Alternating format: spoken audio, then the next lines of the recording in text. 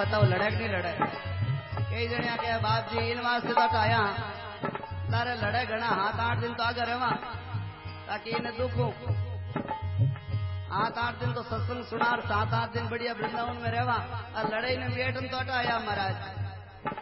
सास लड़े रे चाहे लड़े रे ननदिया, सास लड़े चाहे लड़े रे ननदिया, और लड़े चाहे घर का पिया, चाहे घर का पिया, मैं तो वृंदावन जाऊंगी।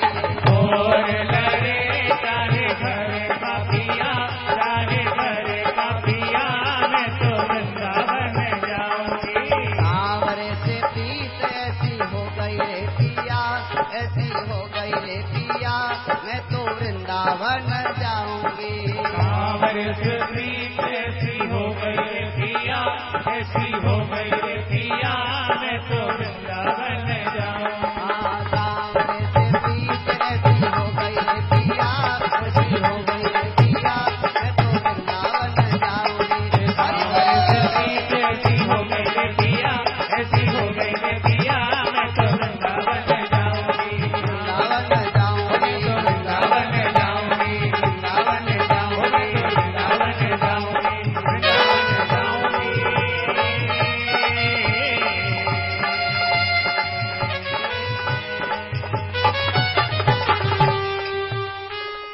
बोलिए वृंदावन बिहारी लाल की जय। अतिशय प्रेम हुए तो परमात्मा अपने ऊपर कृपा करते हैं। कितनी भावना लेकर के आप हम सभी यहाँ पर आए हैं। भगवान की कृपा हो जाए, भगवान की कृपा हो जाए, भगवान के धाम में भगवान की लीला सुने तो अपने ऊपर भगवान कृपा कर ले। भागवत कथा उन्हीं भगवान की पावन लीला का प्रतिपादन करती है। निगम कल्पतरोर गलितम फलम सुखमुखाद्रव्यमृत संयुतम पिबत भागवतम रसमालयम मुहुरहो रसिका भुवि भावुका। वेद रूपी कल्पवृक्ष का पका हुआ फल और उस फल में केवल रस ही रस है, कोई प्रकार की त्याज्य चीज है नहीं। अगर आप आम लाओगे तो आम का छिलका निकलेगा, आम की गुठली निकलेगी।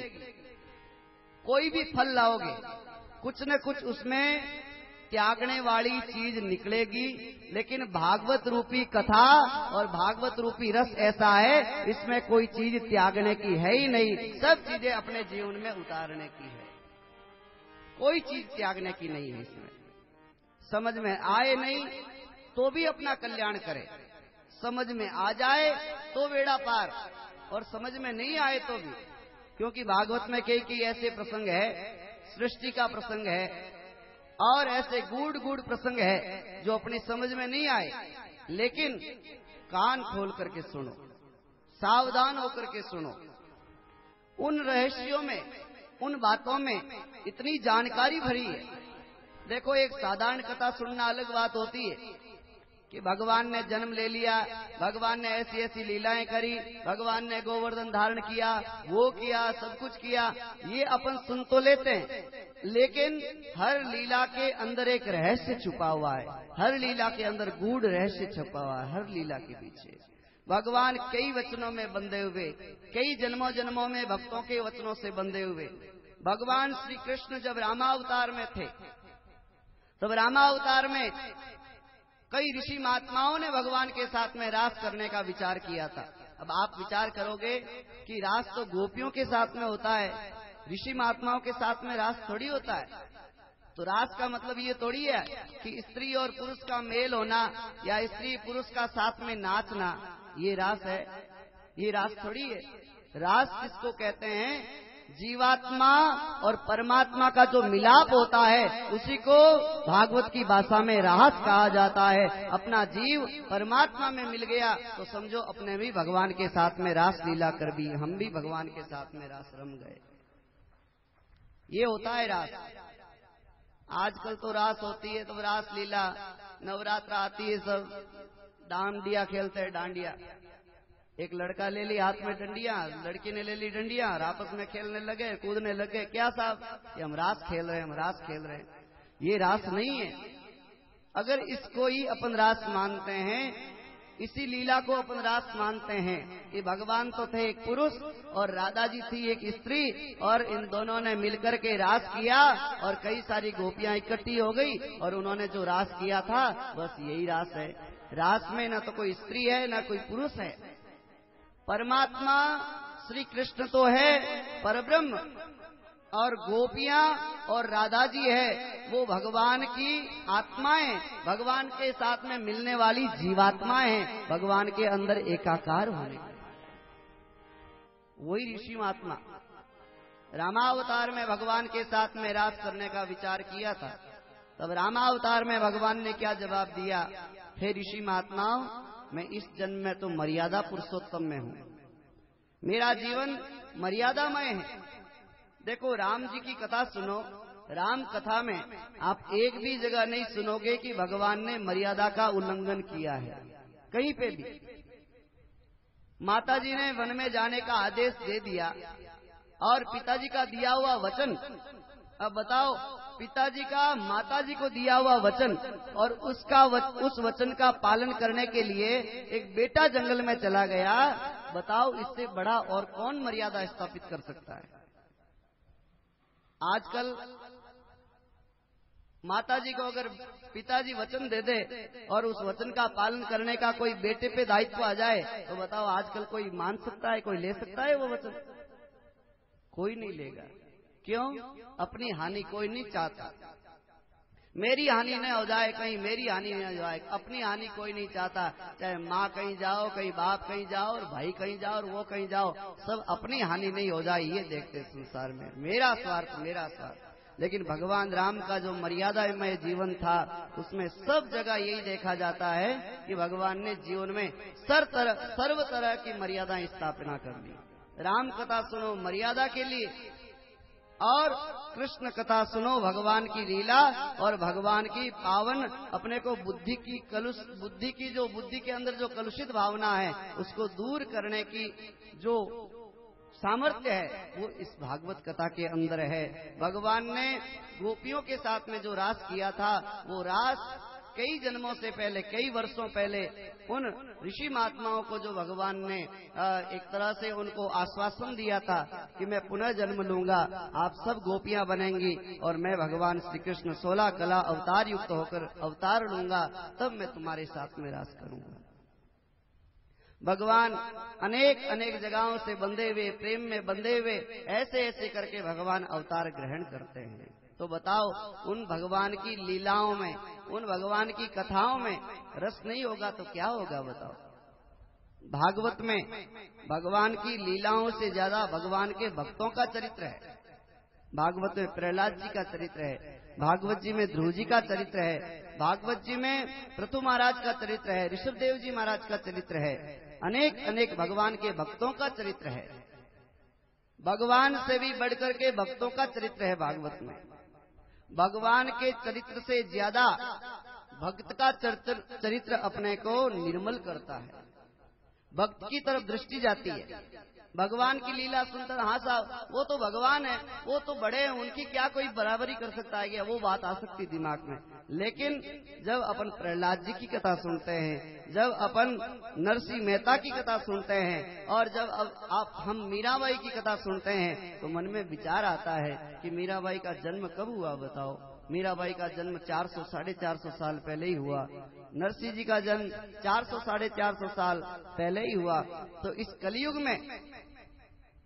कलयुग में ही मीराबाई का जन्म हुआ और कलयुग में ही उन्होंने कल्याण कर लिया। तो जितनी ज्यादा श्रद्धा भगवान के भक्तों की कथाएं सुनकर भगवान के प्रति बनती है, उतनी भगवान की स्वयं की लीला सुन के नहीं बनती। इसलिए भागवत में जगह जगह भक्तों का भी चरित्र दिया हुआ है, भक्तों की भी पावन कथा भागवत में बताई गई है। इसलिए मुहु रहो रसिका भूई भावुका, हे रसिक लोगों, इस भागवत का श्रवण निरंतर करते रहो, भागवत का निरंतर अध्ययन अध्यापन करते रहो। भागवत जी की कथा में सर्वप्रथम भागवत की महिमा का प्रतिपादन होता है। महिमा से भागवत के प्रति एक श्रद्धा बनती है। महिमा में बताया जाता है कि भागवत की महिमा भागवत में ही नहीं है, भागवत की महिमा पद्म पुराण के अंदर आती है। कोई आदमी खुद की महिमा खुद गाएगा तो उसकी महिमा बढ़ेगी नहीं, उस आदमी की महिमा कोई दूसरा करेगा तो उसकी महिमा बढ़ेगी। अगर खुद की महिमा खुद करनी चालू कर दे तो अरे साहब थाने ठा कोनी, मैं ही तो जानू, थाने ध्यान कोनी, मैं ही तो जानकार हूं और मारी तो कई बातें हैं, ये कई जन लोग कई जवाब दे, बताओ क्या जवाब देंगे? ये अपने आप को अभिमानी मान रहा है, ये अभिमानी है, बात पे कोई तवज्जो नहीं देगा। लेकिन वही अगर दूसरा आदमी कोई प्रशंसा करे, नहीं साहब बहुत बढ़िया, बहुत अच्छा स्वभाव है, परपूट जो कहेगा, पीठ पीछे जो कहेगा कि हाँ इसका स्वभाव बहुत बढ़िया है, तो वास्तव में उसका स्वभाव अच्छा माना जाएगा, वो श्रेष्ठ और वो सर्वोत्तम माना जाएगा। तो भागवत की महिमा का प्रतिपादन पद्म पुराण के अंतर्गत होता है। पद्म पुराण में 6 अध्यायों में भागवत की महिमा का प्रतिपादन है, भागवत के महात्म्य का प्रतिपादन है। एक बार की बात है, नैमिषारण्य में, उत्तर प्रदेश में नैमिषारण्य है, नैमिषारण्य में एक बहुत बड़ा 1000 वर्ष का यज्ञ का सत्र रखा गया। उस 1000 वर्ष के यज्ञ सत्र में अनेक अनेक ऋषि महात्मा बैठे और दिन को तो करे यज्ञ और शाम को क्या करे, सत्संग रखो। जैसे कई जगह होता है ना, दिन को तो भागवत और शाम रहा कहीं वह मायरो, तो दिन को तो भागवत और शाम को मायरा, लेकिन प्रधानता किसकी होती है? दोनों में भागवत की प्रधानता होती है। ऐसे ही वहां पर भागवत कथा तो करी शाम को और दिन को किया यज्ञ, दिन को तो किया यज्ञ। तो श्रेष्ठता किसमें बताई? श्रेष्ठता प्रधान कर्म तो उनका हो गया यज्ञ करना, और भागवत आदि कथाओं का श्रवण करना हो गया गौण। तो वहां पर श्रेष्ठ कर्म हो गया उनका यज्ञ। 1000 साल का सत्र रखा गया। 1000 साल के सत्र में शाम के समय रोजाना कोई न कोई पुराण की कथा सुनते थे। एक बार की बात है, सोनकादि ऋषि सूत जी महाराज के सन्मुख बैठे और बैठ करके सूत जी महाराज को प्रणाम करके पूछते हैं, महाराज आप हमें ऐसा कोई दिव्य शास्त्र सुनाओ जिसके सुनने से जीवों का भला हो जाए, जीवों के अनंत अनंत पापों का जो पुंज है वो पापों का पुंज जल के नष्ट हो जाए। महाराज ऐसी आप कोई कथा श्रवण कराओ। सूत जी महाराज ने सोनकादि ऋषि को कहा, बहुत बढ़िया बात है, बहुत बढ़िया बात। देखो ये नैमिषारण्य क्षेत्र कैसे बना। एक बार की बात है, 88,000 ऋषि महात्मा मिलकर के एक बार प्रयागराज तीर्थ में गए। वहां जाकर के उन्होंने ऋषि भरद्वाज जी के चरणों में जाकर के प्रणाम किया और भारद्वाज जी को कहा, महाराज हमें यहाँ बैठ के तपस्या करनी है। तो भरद्वाज जी ने कहा, देखो भाई यहाँ तपस्या करने की जगह नहीं है, क्योंकि यहाँ पे बहुत बड़ा कुंभ लगता है और कुंभ के मेले में भीड़ होती है, भीड़ में आनंद नहीं आता। आपको तपस्या करनी है तो कोई एकांत में जाओ। तो 88,000 ऋषि महात्मा मिले और जाकर के गुफा में जाकर के एक पर्वत के कंदरा में जाकर के उन्होंने भजन किया। तो वहां पर माधव भगवान प्रकट हुए। माधव भगवान प्रकट होकर के उनको पूछा, ऋषियों आपकी क्या कामना है? कि महाराज हमें बहुत बड़ा यज्ञ सत्र रखना है और सत्संग की कामना है। तो महाराज उन भगवान ने कहा, देखो मेरे हाथ में ये सुदर्शन चक्र है,